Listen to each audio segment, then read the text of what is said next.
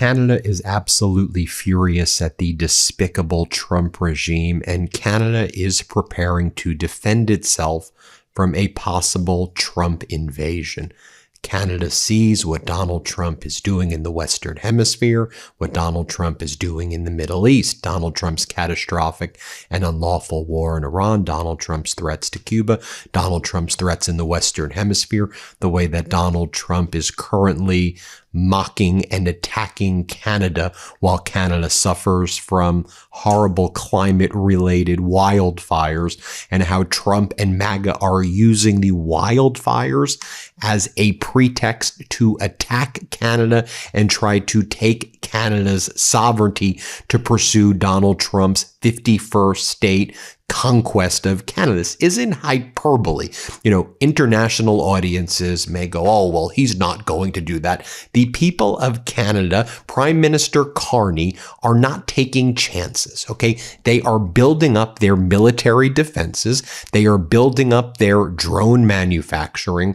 They are ensuring, and the Canadians are ensuring, that they produce their military equipment in Canada, that their alliances are increasingly focused on Europe and certain reliable countries in Asia and elsewhere, and not the United States. And Canada remains vigilant. And if you've been watching Prime Minister Carney's recent press conferences, or I should say his press conference really throughout the year, it has been about Canada ensuring that it has the military to defend itself from anything, to also build up the kind of Arctic strength and alliances as well, to defend in the Arctic and to defend at home. And the subtext, or the not so subtle subtext in this, is that if the Trump regime attempts to do anything, Canada is ready and Canada will be strong. And, just a glimpse into how despicable this Trump regime is just look at what's happened this week. I mean, in addition to Donald Trump trying to further shake the Canadians down over a bridge project that was always agreed to. I mean, just look at the response to the wildfires, right? Climate-related wildfires, whereas Canada and Canadians would always come right to the defense of people in the United States and help put out the fires. I mean, recently a Canadian man was identified as a helicopter pilot fighting the Gold Mountain fire. I mean, literally sacrificing their lives for people in the United States.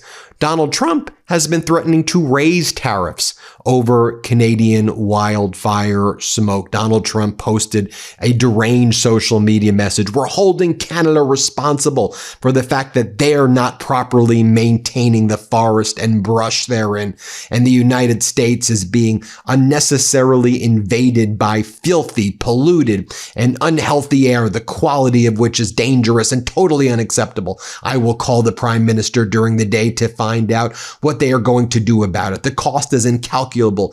Canada has refused to engage in basic forest management and debris removal, knowing that such refusal will lead to exactly this result. This is willful negligence and becoming a yearly occurrence, costing the United States billions of dollars, which the cost of pollution must of necessity be added to tariffs Canada is currently paying. Thank you for your attention to this matter, Donald J. Trump. By the way, everything that Donald Trump is saying there, is absolutely false, but Donald Trump is using the wildfires as a pretext to basically attack Canadian sovereignty, which Donald Trump has been trying to do since day one. And then the MAGA sycophants like MAGA Republican Tim Sheehy says, as a former water bomber pilot who used to lead an aerial firefighting fleet, I can tell you, send help is an extremely dishonest framing by the Canadian government. I mean, just think about how sicko these MAGOs are. Send help. What a dishonest framing. A dishonest framing. Canada, which used to be and should always be as close to the United States as possible, is saying, hey, can you send help? What a dishonest framing. This is why these MAGAs are just horrible and disgusting human beings. Send help. What an awful framing of the issue. How about you just do what neighbors have always done? Why don't you do what Canada does here for the United States? And then Donald Trump, this sicko scumbag, goes, Tim Sheehy is great. a winner, DJT. It's the cruelty, it's the evil. Listen, I've been reflecting more on this. And by the way, I put this in the book, WTF America. Pre-order it right now, because I look at this stuff and I go, WTF, and I think about how for some of the younger folks out there, this is all they've seen, this nastiness. What terrible framing is that? Send help. I mean, no. Helping people, having empathy, caring for each other, and not this ridiculous 51st rhetoric. And then it's also paired with the whining, right? When Canada stands up in the United States, all of a sudden, sees our hospitality jobs are decreasing. The Canadians don't want to travel here. Canadians don't want to be in the United States. They don't want to buy American booze. Then what happens? You've got all the Trump officials are like, that's so unfair. Why are they doing that? Why are they behaving like that? Because Trump regime, you're literally trying to torture the Canadian people, and you're trying to invade and take over their land. That's why. Then you have people like Senator Bernie Moreno from Ohio, and he tells state regime media Fox, he goes, and now as a result of this, we will be sanctioning Canada. We will be holding their assets, making sure they don't have visas, and we will put tariffs on them. Just think about that. When I say the Trump regime is talking about invasion, I mean, think about what they're saying right here. You're going to take away the visas of Canadian people because there's a climate-related wildfire and the Canadians help the Americans, and you want to use a wildfire as a time to behave like absolute deranged, terroristic maniacs, Americans? Here, play this clip of what he says. Play this clip. And when I hear politicians like Carney and Ford say that we should help when they could have avoided this problem, it's disgusting. We're going to put sanctions on them. That means holding their assets, making certain that they don't have visas. We're going to put tariffs, as President Trump talked about it, because we have to make certain that the people who are suffering get compensated. This is an abject, avoidable disaster. And the left, who, by the way, talks about climate change every single day, this is the worst environmental disaster you could ever imagine. Every car in America for a year, pollution in 3 weeks dumped on the Midwest. And then you have our propaganda network, state regime media, which calls itself Fox. Then they go out there and they're like, and I said, you never hear about the Canadian dream, and just the American dream. Once you get a taste of our freedom here, you don't want to go back. No one talks about the Canadian dream. I mean, again, what imbecilic show is this? The stupidest thing I've ever even heard. What are you talking about? People love living in Canada. What does it even mean? Here, play this clip. There's a lot of people that talk about us, but once they get the experience freedom, they love it. And so it's just interesting that we have so many people invading our border to get here because they want this American dream. You never hear about the Canadian dream. You never hear about the UK dream. You never hear about the Venezuelan dream. Yeah, preach, right? You never hear about it. You know? Wait 30 days for a medical appointment. Exactly. That's what the Canadian dream is. And of course, earlier this week, Donald Trump was posting weird AI photos of himself, or AI photos of the poster board of the Western Hemisphere, with Canada having the American flag over it, as Donald Trump talks about taking over Canada. And he creates the scene where he's speaking with NATO allies. It was a real meeting from last year, but the poster board was of Ukraine and Russia, not of Donald Trump showing NATO allies a poster of him conquering Canada. And then this is where you have the whining too. Jameson Greer on the Canadian-U.S.-Mexico agreement negotiations, on the Kuzma negotiations. I mean, this Jameson Greer guy too, he's the U.S. trade representative. He's such a weasel. He's like, well, I think that we should, Canada likes to talk. I mean, who are these losers? As I always say, freaking WTF. Who is this guy? Jameson Greer is such a freaking loser. Here, play this clip. I'm in contact with my counterparts on a weekly basis. Over the past year, like with other countries, I've given lots of proposals to the Canadians on things that could be done immediately to put us in a better position. The Canadians are always willing to talk, right? Like many countries say, we're happy to talk. That's fine. I'm happy. You're always happy to talk. That's not a concession. That's just what we do as diplomats or economic negotiators. So to me, it's not a concession. That's not movement. That's just describing what we do now, which is talk. So we just haven't seen a lot of movement. There are a couple things the Canadians have done. they had a digital services tax they proposed then rolled back. They had an online streaming act where they wanted to force American companies to fund Canadian companies that they rolled back. I'm glad they did that, but they don't really get credit for doing something bad and then undoing it, right? It's just good practice on their part. So you don't want to give an under-over of how long it's going to take with the Canadians? I don't know. I don't want to get ahead of them. I mean, the reality is if the President and Prime Minister Carney have an understanding, I'm sure we can put together something that makes sense to get us over the hump. We're always going to trade some with Canada, right? I mean, they're just because they're there, right? The reality is the president's quite focused, again, getting the trade deficit down with Canada, which it is down by 25%. And he wants to, listen, it's less about being anti any country and just more pro-America and making sure we have as many of these supply chains here in the United States. Now, contrast that to Prime Minister Carney. And Carney talks about, if for a stronger, safer world, we need a stronger Canada. Play this clip. If we are to assert our full sovereignty in the Arctic, and if we're to defend and promote our values of freedom, democracy, peace, we must do so from a position of strength. If we want a stronger world, if we want a safer world, we need a stronger Canada. And at this press conference that Prime Minister Carney had, he talks about, again, new fleets being announced, being made 100% in Canada. I'll play this clip for you right here. And the new fleet order that we're announcing today will continue that legacy, serving our women and men in uniform at bases across the country. Every single one will be built right here at GDLS Canada's factory, right here in London. Our new partnership with GDLS Canada will create and sustain over 6,000 high-paying Canadian jobs every year over the next 8 years. I want to bring on the leader of Meidas Canada, Charlie Angus, to talk about this moment, about how, Canada has increased the size of its military, its defense readiness. By the way, it's defense. Canada's ready to defend itself. Canada doesn't want to go, to war with the United States, but Canada sure as hell ready to defend itself. And if you know anything about Canadian history, when Canada has to fight fascists, they've been first. And Maple Meidas knows what I'm talking about. All right, let's bring in my interview with Charlie Angus, former member of Parliament, leader of Meidas Canada. Let's bring in Angus.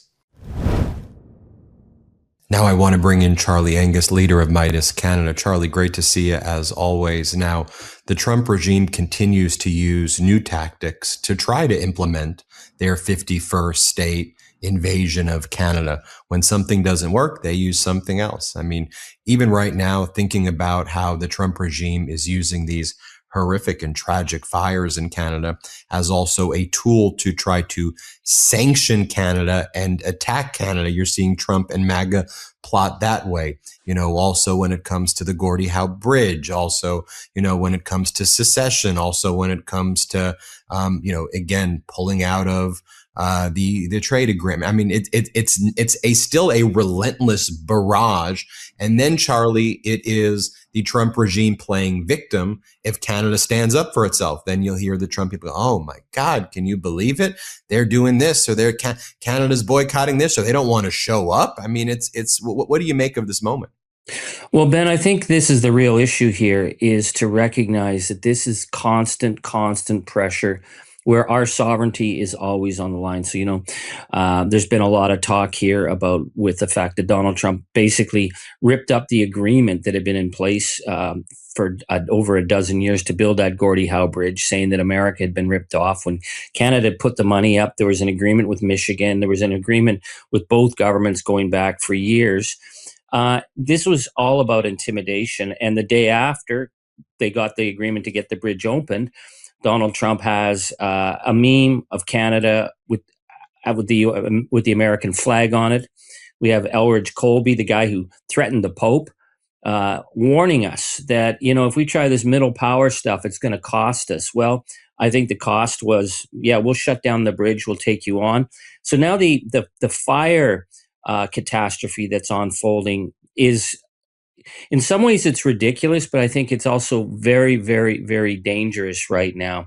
We have, these MAGA politicians basically threatening our sovereignty, that they're going to come over the border if we don't fix the climate catastrophe. Well, great. That's how things have always been done. We've always crossed the border to help each other. Right now, we're mourning the loss of Nicholas Dale, who died in Aspen, Colorado. A Canadian firefighter was over on the American side helping put out an American fire and died. Yet this is now going to be the latest tactic for threatening the sovereignty of our nation. And we've got to keep our eye on the ball and understand what they're up to all the time. You know, you see Donald Trump continue to make the posts where he'll do AI images of himself and NATO leaders, where he'll show the flag, show the American flag over Canada and Greenland. It is relentless. And I think that one of the things, and you've studied authoritarians and, Donald Trump in the same mold, yes, it is psychotic and dangerous, but he doesn't stop. He'll just come at you with a new tactic. He'll take you from there. If you think about it, on Thursday, he was ranting and raving about the 2020 election. And it's easy to say, look, he's psychotic, he's an idiot, he's deranged, he's a lunatic. But when you study authoritarians like you have your entire life, you repeat the same thing over and over and over and over again.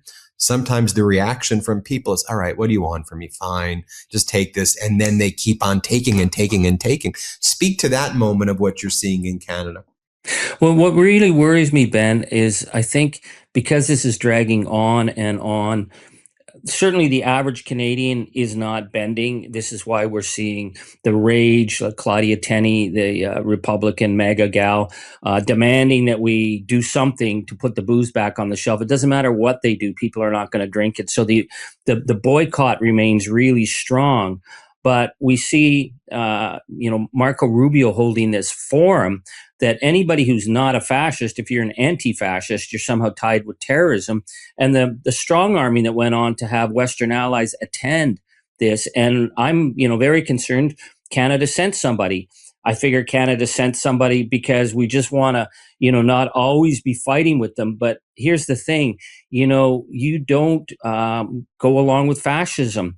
What this Antifa summit is about, criminalizing dissent in the United States. That's what it is. It's about using the power of the state against the American people to crush dissent in the midterms.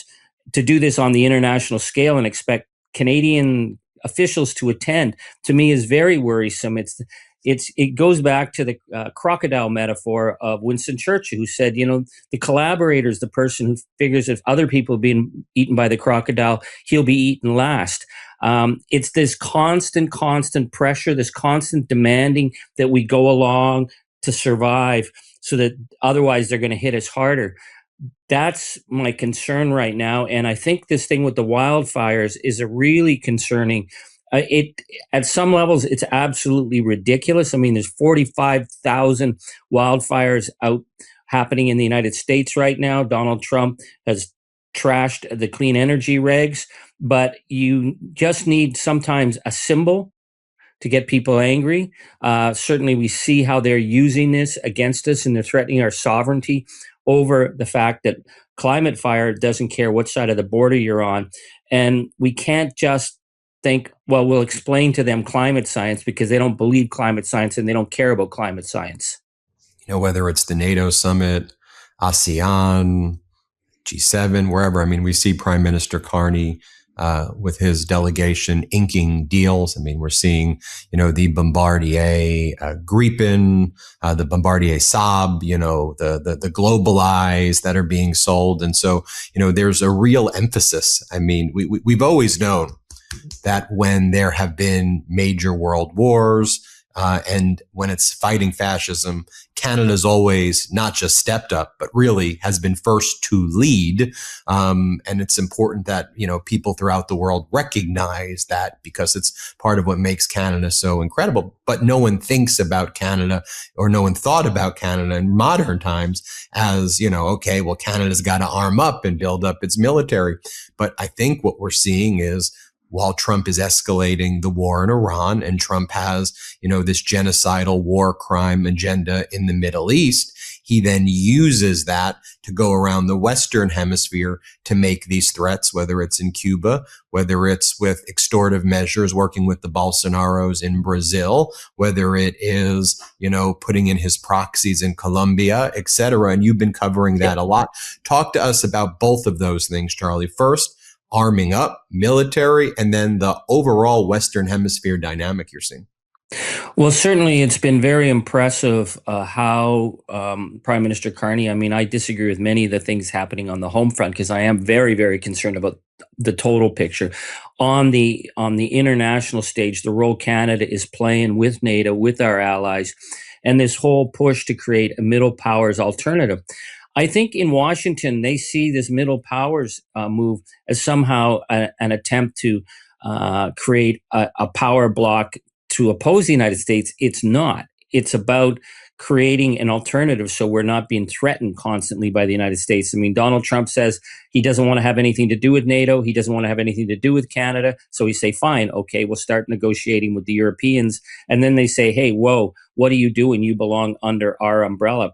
And I think the Gordie Howe Bridge debacle was very much trying to teach us a lesson, because right after you had, again, Colby come out and say, this middle power stuff has got to stop. It's going to cost you if you pursue this. It's going to cost you in time, and it's going to cost you in money. And so what did they do? They blocked the Gordie Howe Bridge. So they see the real threat from Prime Minister Carney's middle powers initiative. The issue for the Canadian people is to recognize, and we've talked about this, Ben, many times, they're coming for us because they can't have us standing up to them. They're going to give us only so much runway before we end up in a confrontation moment. So is it the confrontation going to be over whether we send somebody to their Antifa as terrorism conference, or is it going to be because they demand that we stop the climate catastrophe that's unfolding, even though, heck, I'm just going to throw this in, the New York Times is reporting that the big fires in northwestern Ontario came over the border from Minnesota. But hey, that's okay, because people in northwest Ontario and Minnesota are good friends and we'd help each other out.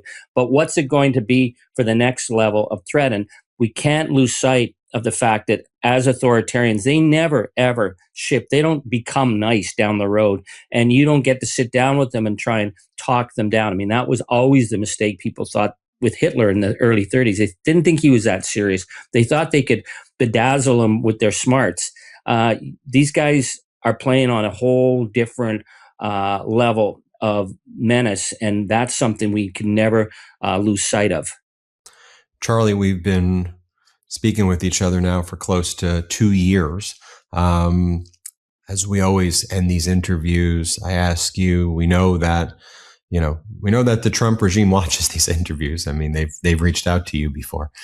So what's your overall message to Trump and his regime right now?